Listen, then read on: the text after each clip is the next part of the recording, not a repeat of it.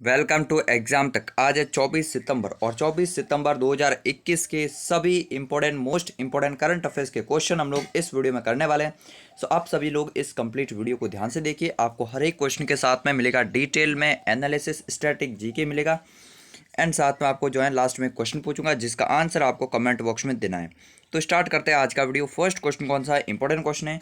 प्रधानमंत्री नरेंद्र मोदी जो है किस देश की आधिकारिक यात्रा पर गए हैं? आपको बहुत इंपॉर्टेंट याद रखना है। अभी जो है आपको पता होगा UNGA United nation general assembly का 76वां सेशन चल रहा है, यानी कि 76वां जो है सत्र चल रहा है और उसमें प्रधानमंत्री जी का जो भाषण है वो होने वाला है मोस्ट प्रोबेबली कल शायद, ठीक है ना। तो ये जो है अभी यूएनजीए में पार्टिसिपेट करने के लिए इसके साथ में क्वाड का समिट होने वाला है। इंपॉर्टेंट याद रखना। तो क्वाड का समिट अभी यूएस में होगा। क्वाड आपको पता होगा 4 देशों का समूह है, India, America, Japan and Australia का। एंड यूएनजीए में अभी 76वीं मीटिंग में भी प्रधानमंत्री का जो है अगर बात की जाए स्पीच होने वाला है। तो इन सब के कारण है ये जो है अमेरिका यात्रा बहुत इंपॉर्टेंट है। एंड पोस्ट कोविड जो है बांग्लादेश के बाद ये दूसरा ही बड़ा विजिट है और सबसे बड़ा विजिट है बांग्लादेश का। ठीक है, हमारा पड़ोसी देश था, मार्च में वहाँ पर गए थे हम लोग, लेकिन ये जो है सेकेंड वेव के बाद या फिर पूरे कोविड के बाद सबसे बड़ा ट्रिप है नरेंद्र मोदी जी का। बहुत इंपॉर्टेंट याद रखना है और ये दौरा बहुत खास होने वाला है। हो सकेगा तो मैं इस पर अलग से भी वीडियो बना लूँगा जब फाइनल कंक्लूजन होगा, जब यूएनजी की मीटिंग हो जाएगी, क्वाड का समिट हो जाएगा उसके बाद में, ठीक है ना। तो ये आपको इंपॉर्टेंट याद रखना है। अभी यूएस की ऑफिशियल ट्रिप पर हैं नरेंद्र मोदी जी 22 से 25 सितंबर के बीच में। इंपॉर्टेंट याद रखना है, ठीक है ना। तो ये आपको याद रखना। अगर बात की अमेरिका की, वॉशिंगटन डीसी जो है यहाँ की कैपिटल है एंड वहीं पर अभी गए हैं। वहाँ पर होगा जो है अमेरिका के राष्ट्रपति जॉय बाइडेन के साथ उनकी मीटिंग होगी। ऑस्ट्रेलिया के प्राइम मिनिस्टर बोरिस जॉनसन के साथ होगी। एंड इसके अलावा अगर बात की जाए अमेरिका की उपराष्ट्रपति कमला हैरिस से भी उनकी मीटिंग होने वाली वाशिंगटन में ही। वाशिंगटन मिलेगी आपको पोटोमेक रिवर के किनारे। इंपॉर्टेंट याद रखना है। उसके बाद हो जाएंगे न्यूयॉर्क सिटी, वहाँ पर जो है यूएनजीए का जो है अगर बात की जाए वो 76 समिट होने वाला है, सत्र होने वाला है, ठीक है ना। तो ये आपको इंपॉर्टेंट याद रखना है। अगर बात की जाए ये देख सकते हैं आप लोग नरेंद्र मोदी जी जब रवाना हुए एंड इनके बारे में भी एक और बात है। इस बार जो है भारतीय जो है अगर बात की है आधिकारिक मतलब ऑफिशियल गवर्नमेंट ने जो है राष्ट्रपति, उपराष्ट्रपति और प्रधानमंत्री की ऑफिशियल ट्रिप के लिए जो है एक नया प्लेन बोइंग कंपनी से जो है नया प्लेन खरीदा है जिसको है बोइंग 777, जिसका नाम क्या रखा गया है? एयरफोर्स वन, मतलब जो है एयर इंडिया वन रखा गया है। तो एयर इंडिया वन जो है प्लेन अब होगा जो है अगर बात की जाए भारत के प्रधानमंत्री, राष्ट्रपति और उपराष्ट्रपति की विदेश यात्राओं के लिए यूज होगा। ये आपको इंपॉर्टेंट याद रखना है। यहाँ पर आप लोग देख पाएंगे इसका फोटो एंड यहाँ पर जो है हिंदी एंड इंग्लिश में लिखा हुआ मिलेगा आपको भारत, और इंडियन फ्लैग से ही यहाँ पर जो है पूरा का पूरा डिज़ाइन किया गया है। ये अमेरिका के राष्ट्रपति का जो एयरफोर्स वन प्लेन है उसी तरह से जो है कम्प्लीटली सेफ सिक्योर है। और पहली बार हुआ है कि भारत का कोई प्रधानमंत्री जो है भारत से अमेरिका बिना नॉन स्टॉप लिए हुए जाता है। पहले जो है जर्मनी या किसी यूरोपीय देश में जो है उनको रुकना पड़ता था रिफ्यूलिंग के लिए, अभी जो है डायरेक्ट जा रहे हैं। तो अच्छी बात है, ये भी आपको याद रखना। किस कंपनी का है? ये बोइंग कंपनी का है। बोइंग कहाँ की है? अमेरिका की ही कंपनी है और यहाँ से 2 प्लेन खरीदे इस तरह के। इंपॉर्टेंट याद रखना। एंड इसका नाम क्या कर रखा गया है? एयर इंडिया वन इसका नाम रखा गया, जिसका यूज कौन करेंगे? राष्ट्रपति, उपराष्ट्रपति और प्रधानमंत्री अपनी विदेश यात्राओं के लिए करने वाले हैं। सो ये आपको इंपॉर्टेंट याद रखना है इस प्लेन के बारे में भी। नेक्स्ट अगर बात की जाए सेकंड क्वेश्चन, सेकंड क्वेश्चन कौन सा है? हाल ही में जो है किसने national single window system launch किया है? मतलब सिंगल विंडो सिस्टम, एकल खिड़की दरवाजा, ऐसे ही समझ लो। अब ये किसके लिए लॉन्च किया और क्यों लॉन्च किया? जो इन्वेस्टर्स हैं, ठीक है ना, इन्वेस्टर्स समिट आपको समझ में आ गया। जो इन्वेस्ट करना चाहते हैं इंडिया में या फिर किसी स्टेट में, या फिर जो औद्योगिक है मतलब उद्योगपति है, जो इंडस्ट्रियलिस्ट है, उनके लिए जो है सरकार से परमिशन लेना भी एक बहुत ही बड़ी कागजी कार्रवाई होती थी। तो इन सबको कम करने के लिए अभी नेशनल सिंगल विंडो सिस्टम ला दिया। इसके तहत क्या होगा, अगर कोई इन्वेस्ट करना चाहता है कहीं पे भी, अपनी जो है कोई यूनिट्स खोलना चाहता है, तो बहुत ही आसानी से एक ही विंडो पर जो है मतलब एक ही पोर्टल पर उसको जो है सब कुछ परमिशन मिल जाएगी। तो ये है national single window system. Transparency आएगी और टाइम का भी यहाँ पर जो है बचत होगी। तो इसी कारण से ये सिंगल विंडो सिस्टम लॉन्च किया है। किसने लॉन्च किया है? तो पीयूष गोयल साहब ने लॉन्च किया है। अच्छा, पीयूष गोयल ने क्यों लॉन्च किया है? क्योंकि पीयूष गोयल साहब जो हैं अभी प्रेजेंट टाइम में कौन है, तो ये भारत की अगर बात किया वाणिज्य और उद्योग मंत्री है प्रेजेंट टाइम में। आपको इंपॉर्टेंट याद रखना, रेल मंत्री थे ये पहले, अभी रेल मंत्री नहीं है। रेल मंत्री कौन है? अश्विनी वैष्णव है रेल मंत्री। और ये जो है उद्योग और अगर बात की जाए वाणिज्यिक मंत्री हैं प्रेजेंट टाइम में। नेक्स्ट अगर बात की जाए यहाँ पर जो है थर्ड क्वेश्चन की, थर्ड क्वेश्चन कौन सा है? हाल ही में जी एंटरटेनमेंट एंटरप्राइज जो है, मतलब जी का जो है विलय किसके साथ हो गया? तो जी और सोनी अब एक ही हो चुके हैं। जिस तरह से आपको पता होगा वोडाफोन और आइडिया मिलकर वीआई बन गए ना, इसी तरह से ये जो है जी और एंटरटेनमेंट, मतलब जी एंटरटेनमेंट और सोनी जो है अगर बात की जाए तो ये दोनों मिल गए हैं। और स्पेशली अगर बात की सोनी ने जी को खरीदा है, ऐसा बोल सकते हैं आप लोग, क्योंकि ये जो नई कंपनी होगी इसमें सोनी की पार्टनरशिप ज़्यादा होगी, जी की थोड़ी कम होगी।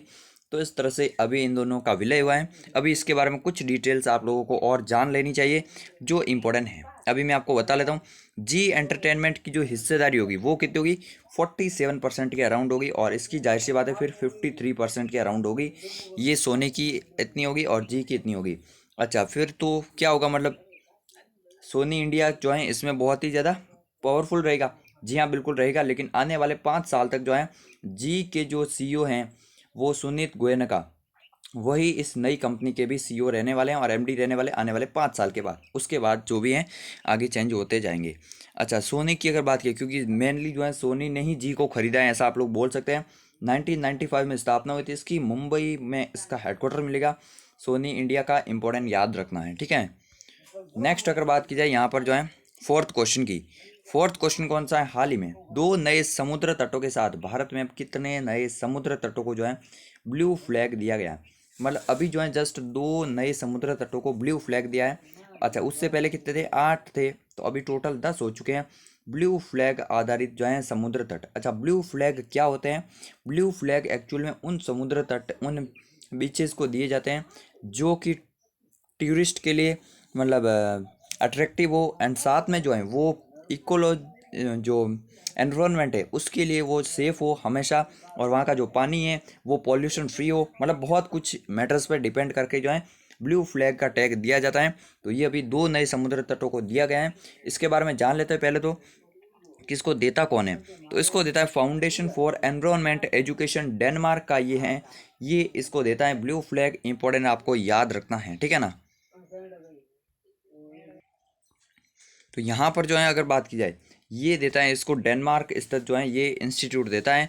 नेक्स्ट अगर बात की जाए तो 8 पहले समुद्र तट कौन से थे जिनको ऑलरेडी जो है 2020 में मिल चुका है? तो शिवराजपुर गुजरात, घोघला दीव है, करस्रोद और पदुपुरी कर्नाटका का है, कप्पड़ केरला का है, ऋषिकोंडा आंध्र प्रदेश का है, गोल्डन उड़ीसा का है, और राधानगर जो है ये अंडमान निकोबार आइलैंड के। ये जो है 8 अलग अलग समुद्र तट जिनको पिछले साल मिला है। ये इंपॉर्टेंट है, लेकिन इनसे भी इंपॉर्टेंट है जो 2 अभी नए मिले हैं वो बहुत ज़्यादा इंपॉर्टेंट है। तो अभी 2 नए कौन से हैं अभी मैं आपको बताऊंगा। इनको जो है अक्टूबर 2020 में ब्लू फ्लैग का सर्टिफिकेट मिला था। एंड अभी अगर बात की 2 नए समुद्र तट कौन से हैं, ये अगर बात की जाए तो तमिलनाडु में है एक तो कोवलम, और पुडुचेरी में ईडन। ये 2 आपको याद रखना, तमिलनाडु का कोवलम और पुडुचेरी का ईडन जो है इनको अभी नया ब्लू फ्लैग मिला है। इंपॉर्टेंट याद रखना। पुडुचेरी के बारे में आपको क्या याद रखना? 4 डिस्ट्रिक्ट हैं और चारों डिस्ट्रिक्ट आपस में सीमा नहीं बनाते। जिस तरह से ये इंडिया का मैप है, एक मिलेगा केरला में माहे, एक यहाँ पर यनम मिलेगा आंध्र प्रदेश में, एक यहाँ पर अगर बात की जाए कराईकल मिलेगा तमिलनाडु में, एक मिलेगा पांडिचेरी जो है पुडुचेरी की कैपिटल। तो 4 डिस्ट्रिक्ट हैं और जो है 3 राज्यों में फैले हुए हैं, एक केरल में है, एक आंध्र प्रदेश में है और 2 तमिलनाडु में। इस तरह से हैं। तो पुडुचेरी की अलग स्टोरी है, आप लोगों को याद रखना ये, ठीक है ना। पुडुचेरी के सीएम कौन है? एन रंगास्वामी सीएम है। बाकी तमिलनाडु के बारे में आपको पता ही है। आगे बढ़ने से पहले फ्रेंड्स मैं आपको बता लेना चाहता हूँ कि परीक्षा ऐप पर जो है डिस्काउंट अभी भी चल रहा है। एग्ज़ाम तक का कूपन कोड जो है एक्टिवेट रहेगा 29 सितंबर तक। सो आप लोग जो है जल्दी से जाकर उस परीक्षा ऐप को डाउनलोड कर सकते हैं। वहाँ पर जब आप लोग टेस्ट सीरीज खरीदेंगे, चाहे वो एसएससी एमटीएस की हो, एसएससी जीडी की हो, या फिर किसी भी अदर वेरियस एग्जाम्स की, वहाँ पर आपको जो 299 की टेस्ट सीरीज सिर्फ 149 यानी कि 50% ऑफ मिल जाएगा। आपको कूपन कोड जो है लिंक नीचे डिस्क्रिप्शन में दिया गया है, वहाँ पर कूपन कोड भी लिखा गया है। एक बार फिर से मैं आपको बता लेता हूँ, एग्ज़ाम तक 50 जो है, एग्ज़ाम तक 50 कूपन है ये जब यूज करेंगे तो आपको जो है 50% का ऑफ मिल जाएगा। बहुत ही इंपॉर्टेंट है, ठीक है ना। नेक्स्ट अगर बात की यहाँ पर जो है पांचवा क्वेश्चन कौन सा है, तो हाल ही में हिमालयन फिल्म फेस्टिवल पहली बार कहाँ आयोजित हुआ। तो यहाँ पर जो है फर्स्ट एडिशन हो रहा है Himalayan film festival. Himalayan film festival का मतलब क्या हुआ, तो ये एक तरह से कह सकते हैं जो हिमालयन स्टेट है ना, यहाँ पर जो है नॉर्थ स्टेट के भी सारे स्टेट और उत्तराखंड, हिमाचल प्रदेश, JNK, लद्दाख, इन सभी के जो है 12 से 13 स्टेट की अगर बात की जाए, इनको मिलाकर जो है फिल्म फेस्टिवल, इन राज्यों की जो है फिल्मों को यहाँ पर शो किया जाएगा। एंड ये हो रहा है लद्दाख में पहली बार। इंपॉर्टेंट याद रखना, लद्दाख की कैपिटल लेह में हो रहा है। इंपॉर्टेंट है बहुत ही ज़्यादा। अच्छा, लद्दाख की कैपिटल जो लेह है, यहाँ पर कुछ रिसेंट जो भी हुआ है वो आपको इंपॉर्टेंट याद रखना। यहाँ पर अगर बात की जाए लेह में जो है सबसे ऊंचा मोबाइल ATC स्थापित किया गया है इंडियन एयरफोर्स के द्वारा, ये आपको ये इंपॉर्टेंट याद रखना। और लद्दाख में विश्व की सबसे ऊंची सड़क भी बनाई है BRO ने, बॉर्डर रोड ऑर्गेनाइजेशन ने, 19,000 फीट की ऊंचाई पर, वो भी आपको इंपॉर्टेंट याद रखना है। एंड लद्दाख में अगर बात की जाए तो सबसे ऊंचाई पर स्थित पहला जो है सिनेमा घर बनाया गया, मतलब मूवी थिएटर भी यहाँ पर जो है लद्दाख में रिसेंटली खोला गया था। ये 3 करंट अफेयर्स हैं अगस्त के, जो कि बहुत इंपॉर्टेंट हैं एग्जाम पॉइंट ऑफ व्यू से। अगर बात की जाए हिमालयन फिल्म फेस्टिवल, ये तो आपको याद रखना हिमालयन स्टेट का है, और ये लगभग जो है 12 से 13 स्टेट का होगा, और लद्दाख में भी हो रहा है पहली बार, तो ये इंपॉर्टेंट याद रखना। लद्दाख की कैपिटल मिलेगी आपको ले, जो कि सिंधु रिवर के पास में, इंपॉर्टेंट याद रखना, ठीक है ना, इंडस रिवर, ठीक है ना, सिंधु नदी के किनारे। एंड इसके अलावा यहाँ पर 2 जिले हैं, लेह हैं एक तो, और दूसरा कौन सा है, दूसरा है करगिल, इंपॉर्टेंट याद रखना। राधा कृष्ण माथुर जो है वो प्रेजेंट टाइम में जो है लद्दाख के उपराज्यपाल हैं। नेक्स्ट अगर बात की जाए, यहाँ पर आप लोग देख पाएंगे इसका पोस्टर 24 से 28 सितंबर तक चलेगा ये लेह लद्दाख में द हिमालयन फिल्म फेस्टिवल, यहाँ पर आप लोग देख पाएंगे, ठीक है ना। अच्छा, लद्दाख ने हाल ही में अपने जो है राष्ट्रीय पशु और राष्ट्रीय पक्षी को भी चेंज किया था, तो वो भी आपको बहुत इंपॉर्टेंट याद रखना है। काफ़ी ज़्यादा कई बार एग्जाम में पूछा जाता है। जो अगर बात की मृग था पहले तो, एक एंड एक और था अगर बात की जाए, ये जो है याक जो है ना, ये इसको, तो ये आपको इंपॉर्टेंट याद रखना लद्दाख के बारे में। नेक्स्ट अगर बात की जाए यहाँ पर जो है छठे क्वेश्चन की, 6th क्वेश्चन कौन सा, हाल ही में कहाँ पर चाय पार्क यानी कि टी पार्क की स्थापना की थी। कितने पार्क स्थापित करेंगे, नोएडा में जो है आपको पता होना चाहिए इलेक्ट्रॉनिक पार्क स्थापित किया है उत्तर प्रदेश की सरकार ने for the electronic hub of the national and multinational companies. अच्छा, भुवनेश्वर में अभी अगर बात की जाए तो यहाँ पर स्थापित किया था फायर पार्क, इंपॉर्टेंट याद रखना। फायर पार्क जो है ये काफ़ी पहले का है, लेकिन आपको याद रखना है। एंड इसके अलावा कोलकाता में किया था टायर पार्क, ठीक है ना, टायर पार्क जो है ये कोलकाता में किया था। अब असम की बारी है, तो असम ने कहा कि हम चाय पार्क बनाएंगे, हमारे यहाँ चाय ज़्यादा होती है तो चाय पार्क बनाएंगे। चाय पार्क में क्या होगा, क्या चाय पिलेंगे ये क्या, तो नहीं, यहाँ पर जो है जो चाय की खेती होती है उसके बाद जो उसका प्रोसेसिंग का काम है, यहाँ पर वहाँ पर जो है कंटेनर्स, शिप्स वगैरह A to Z जो है वहाँ पर सारी चीज़ें होगी, ताकि उस चाय को एक्सपोर्ट किया जा सके। एंड वहाँ पर जो है एक तरह से पूरा का पूरा हब बनेगा ये। तो ये है चाय पार्क जो कि असम में बनने वाला है अभी हाल ही में, आपको इंपॉर्टेंट याद रखना है। अब कहाँ पर बनेगा असम में भी, ये इतना इंपॉर्टेंट नहीं रखना है याद, असम जरूर से याद रखना है। अच्छा, असम के बारे में अगर बात की जाए, असम के नए CM कौन बने हैं, हेमंत बिश्वा शर्मा जो हैं वो हैं नए CM, आपको इंपॉर्टेंट याद रखना है। एंड असम के राज्यपाल कौन है, जगदीश मुखी हैं। वैसे सभी राज्यों के राज्यपाल पर मैंने अलग से वीडियो बनाई है, एग्जाम तक 2.0 चैनल पर आप लोग देख लेना। मुख्यमंत्री की वीडियो आज या कल में जो है आपको अपलोड करवा दूंगा, इंपॉर्टेंट रहेगी वो भी, ठीक है ना। एंड इसके अलावा असम के नेशनल पार्क कौन से याद रखना है, रायमोना नेशनल पार्क, इंपॉर्टेंट याद रखना है। एंड इसके अलावा दिहंग पट्टकाई नेशनल पार्क, ये 2 नेशनल पार्क को रिसेंटली दर्जा दिया गया है, सो इन 2 का नाम याद रखना है, दिहंग पट्टकाई और रायमोना नेशनल पार्क। इनके अलावा पहले के कौन से हैं, तो काजीरंगा बहुत ही famous, Manas national park, Orang national park. इसके अलावा अगर बात की जाए, ये सभी आपको नेशनल पार्क याद रखने हैं, और ओरांग के बारे में स्पेशली याद रखना है, क्योंकि ओरांग नेशनल पार्क के नाम से पहले लगता था राजीव गांधी ओरांग नेशनल पार्क। वो राजीव गांधी जो है अभी असम सरकार ने नाम हटा दिया है, तो सिर्फ ओरांग नेशनल पार्क है। सो ये भी क्वेश्चन बनेगा कि ओरांग नेशनल पार्क किस नेशनल पार्क से नाम हटाया गया, तो ओरांग नेशनल पार्क से हटाया गया है, ये आपको इतना याद रखना। ब्रह्मपुत्र रिवर जो है ना वो कहाँ से बहती है, लगभग असम के सेंटर से बहती है। डिब्रूगढ़ और गुवाहाटी जो है ना 2 सिटी ब्रह्मपुत्र नदी पर स्थित है। असम की इंपॉर्टेंट याद रखना, कैपिटल मिलेगी आपको दिसपुर। एंड सबसे बड़ा सिटी अगर बात की असम का, हाईकोर्ट भी यहीं पर है, गुवाहाटी में है हाईकोर्ट, ठीक है ना। नेक्स्ट अगर बात की 7वें क्वेश्चन की, 7वां क्वेश्चन कौन सा है, हाल ही में किस देश की प्रधानमंत्री जो है शेख हसीना को जो है SDG प्रोग्रेस अवार्ड मिला है। सो SDG यानी कि सस्टेनेबल डेवलपमेंट गोल, ये अवार्ड कौन देता है, ये देता है UNO, यूएनओ जो है सस्टेनेबल डेवलपमेंट गोल को अचीव करने के लेकर जो है इनको ये अवार्ड मिला है। शेख हसीना को इम्पोर्टेंट याद रखना, जो कि ये बांग्लादेश की प्राइम मिनिस्टर, आपको इम्पोर्टेंट याद रखना है, ठीक है ना। अच्छा, शेख हसीना, बांग्लादेश, ये सब जो है ना 2021 में बहुत चर्चा में रहे थे। बांग्लादेश आपको पता होगा इंदिरा गांधी की वजह से 1971 में जो है अलग हुआ था, इंडियन आर्मी की वजह से, इंडिया की वजह से, ठीक है ना। तो अगर बात की जाए शेख हसीना, तो अभी जो 1971 से 50 वर्ष कंप्लीट हो चुके हैं।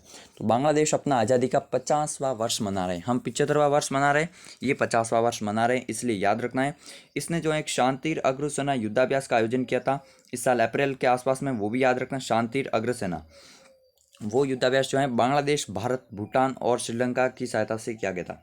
इसके अलावा अगर बात किया बांग्लादेश की जो है शेख मुजीबुर रहमान, ये इनका नाम याद रखना। शेख मुजीबुर रहमान को क्या कहते हैं? बंग बंधु कहते हैं। तो बंग बंधु जो है ना, ये इनके पापा ही थे, शेख हसीना के जो है फादर थे, जिन्होंने जो है बांग्लादेश में मुक्ति वाहिनी को जो है लीड किया था और बाद में प्राइम मिनिस्टर भी बने थे।